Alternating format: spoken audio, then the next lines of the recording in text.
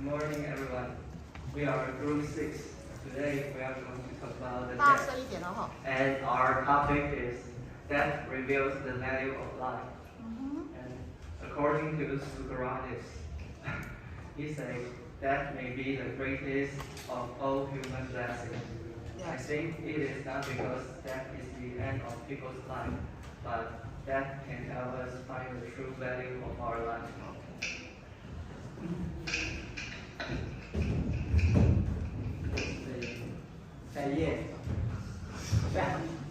Next page, next slide，好不好 Okay.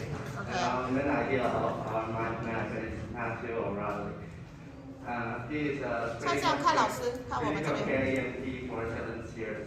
Because of his job, he has to face with the patient who is going to die soon, and he needs to evaluate the patient's condition.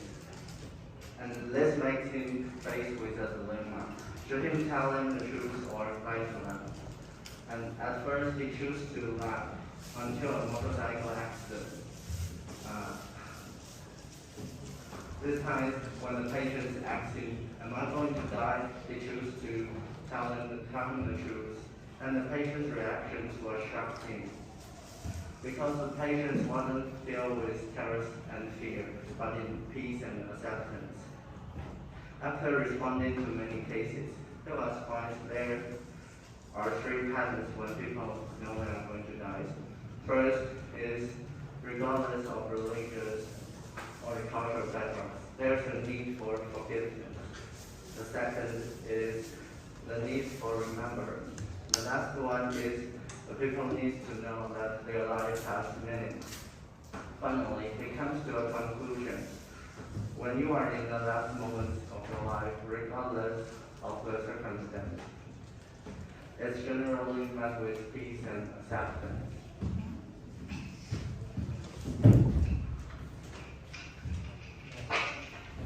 And now I'm going to talk about the summary. And through the video clip, I learned that whenever we face the impending doom, what we need is never a white lie, but the truth from the bottom of our hearts. However, those who care about you will prefer to tell a white lie to comfort you, to make you less nervous. But no, not until we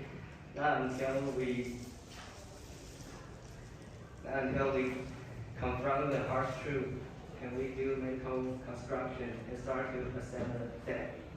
The second emphasis I observed is that the most critical goal to facing imminent death is finding our inner peace and acceptance. But how to find such indescribable things? To do so, we need to deal with the needs of forgiveness, remembrance, and above all, the needs of meaning of our life. We have to know that we didn't waste our time. We have done something meaningful.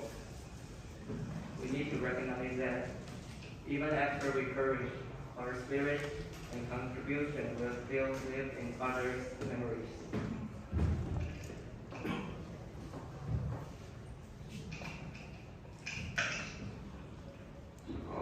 There are 2 words, I think, as our words introducing. First is pain. It's a verb and it means to force somebody or someone to stay in a particular place by putting weight on him. And the example sentence is the police pin the criminal against the wall.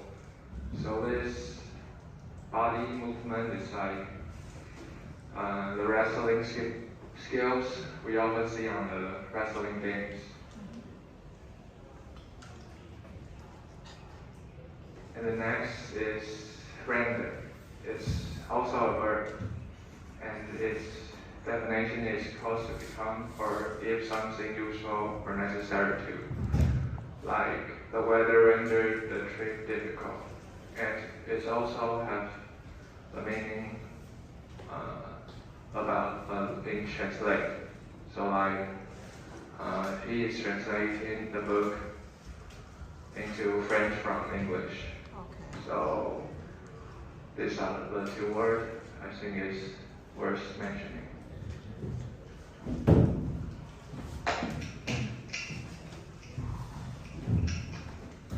So after discussion, me and my teammate come up with 3 questions on the topic.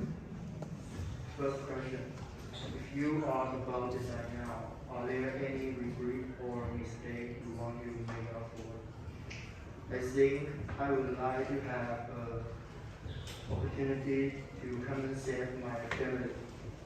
Because when I face the impending death, I clearly understand the preciousness and limitation of life. I should spend more time with them. Second question, have you ever faced the death of a loved one? Did they say any idea about death before they died? So yes, taking my grandpa for example, I have faced my grandpa's death when I was young, but I still remember what he said on his deathbed. One day, my dad asked him, who was lying on the bed, and said, "How are you feeling now?" And my grandpa said, "I feel relaxed.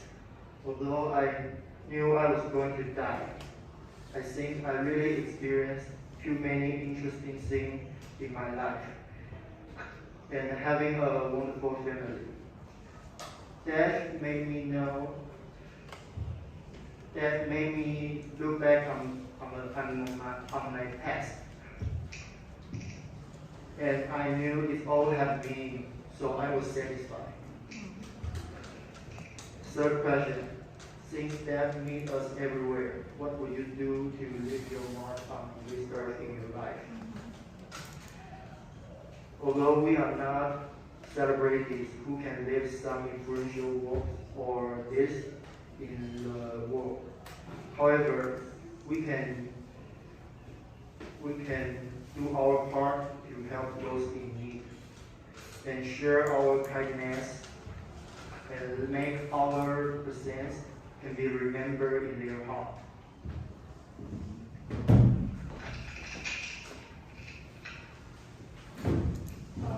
This quotation makes me think seriously about whether we should tell the truth to patients. In many news, there's a lot of medical disputes caused by patients' attitudes toward facing death. The problem always comes to whether the patients are ready to accept the fact. I think that a large part of people's dying emotion is projected from their family's reactions. A family member who can't withstand the fact of illness are often a huge sum in a patient's hurt. And that is why patients usually keep secrets from their families about their true condition. I've heard a story from the newspaper. In America, a dad whose 5-year-old son had an incurable cancer was always positive to his son. Yeah. He precisely told the truth to his son and forced him to confront it. To my astonishment, his son didn't present any frustrated or furious emotion. Yeah. That's because his dad always sent him gifts at festival and companies with him, happily as usual, instead of complaining or being sad about the few days back.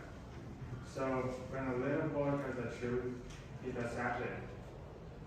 Finally, he enjoyed the precious time and lived this wonderful world in his inner peace.